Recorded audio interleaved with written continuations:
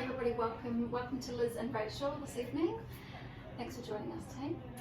We have a fabulous Q&A for this evening, this session, and the question is related to keto. So let's dive straight into Rachel and Liz's suggestions and thoughts and advice and things that come up for you. So go for it, team, tell us. Yeah, cool. So the question, which Anna will link or put below in the comments or something like that, was about someone who's recovering from disordered eating and has a history with doing diets like keto, and now has a colleague at work who is having some success on keto, so they're losing a lot of weight, they're getting a lot of chat about it in the workroom, people are commenting on how great they look, asking about what they're doing to get there. The workplace lunchroom conversation is quickly becoming a lot about keto and food, and that is really triggering for this person who's written in. So they had questions around, what can I do when I'm really triggered in the lunch space at work to look after myself and to not appear too awkward? And then also this woman who's been doing keto, her colleague seems to be slipping towards a little bit of that disordered eating, the mindset, becoming worried about things like hidden sugars, and the colleague has some concern for them. So there's two questions there. How do I look after myself at work? And then what can I do for this colleague? Yeah, good summary. Yeah, and I think it's a really great question, and it's something I'm sure that so many people can relate to.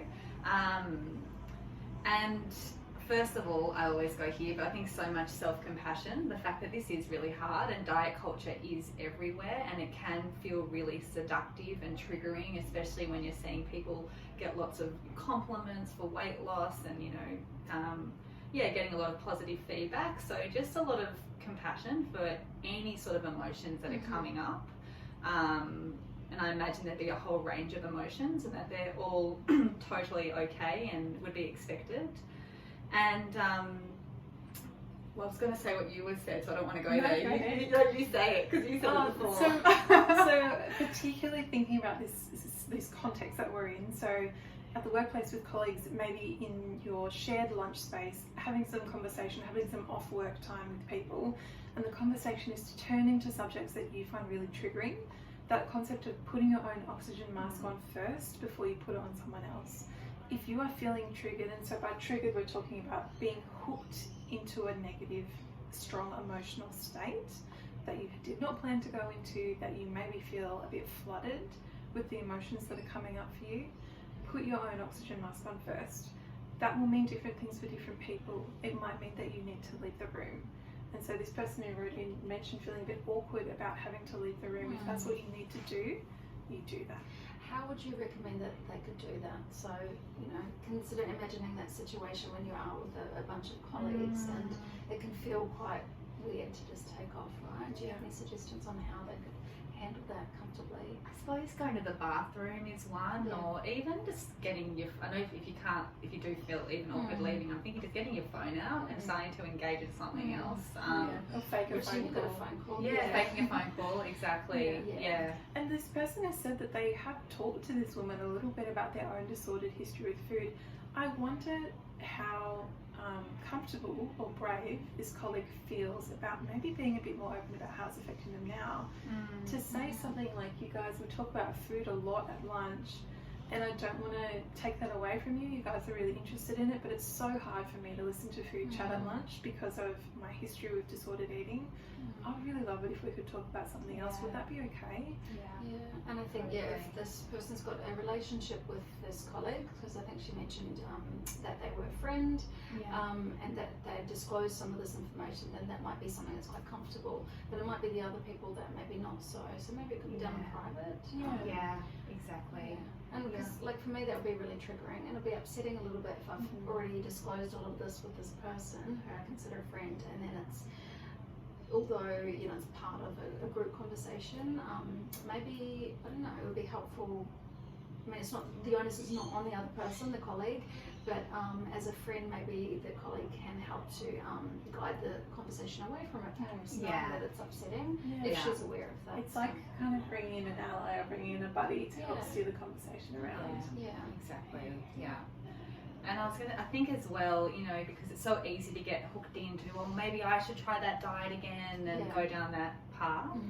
And so just really connecting to, you you know, the person that wrote in, like their own experience with dieting. You know, what has that been like for them in their life? Like kind of trying to get rid of all the noise and just keep coming back to what has that been like for you.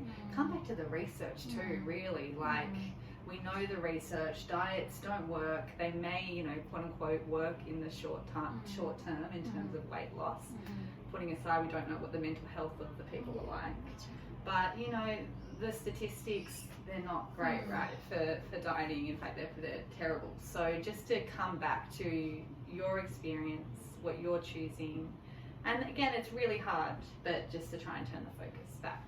Yeah, because this person has said how they've worked really, really hard to get to the point where they're at, and so holding on to keeping that at the forefront of their mind, and also what might be really helpful is surrounding themselves with you know, people and resources that are on this wavelength. You know, having a community, having people like you to talk to, you both could be really, really powerful. And you know, the online community, so many other wonderful resources out there. Yes, I love that. Yes, having more conversations in other spaces, which are like the opposite of this. Out. Yes, exactly. Yeah. And that second part of the question about what do you do when you notice someone is maybe edging towards their diet becoming disordered, back to that kind of concept of putting your own oxygen mask on first. You pick your battles, and you are not responsible for saving other people from diet culture. If you have a disordered eating history, and look, I think we've all been there, we really want to help pull other people out of diet culture because we know how much damage it can do, but you can't do that while you are triggered into a really destabilizing emotional state. And sometimes it's just not the right time for you to be putting your energy there. It's not safe for you, it's not helpful for you. Put your own oxygen mask on first. There might be a day where you feel strong or sassy enough to talk back at someone when they're doing diet talk, or be a bit ice, or that I'll put it in the comments where it comes from, that concept of nice ice spice, of different ways that you can talk back to diet talk. But yeah, if you can be a soft place to land for someone when they realise that their diet is out of control, that's wonderful. We don't have to rescue everyone. Hopefully, you know, that I don't think that we'll eliminate diet culture in our lifetimes. I hope that we get to a point where the anti-diet message is so loud and strong that when people go looking for it, they find it really quickly. So maybe you can be that for this person, that when they need that other perspective, you're there. That's super helpful. Thank you. Thanks for sharing that, team. I really hope this helps the member, and we welcome all of your questions, and you're always welcome to catch up with these guys in the studio. Thanks, everybody. Thanks so much. Bye. Done. Oh, so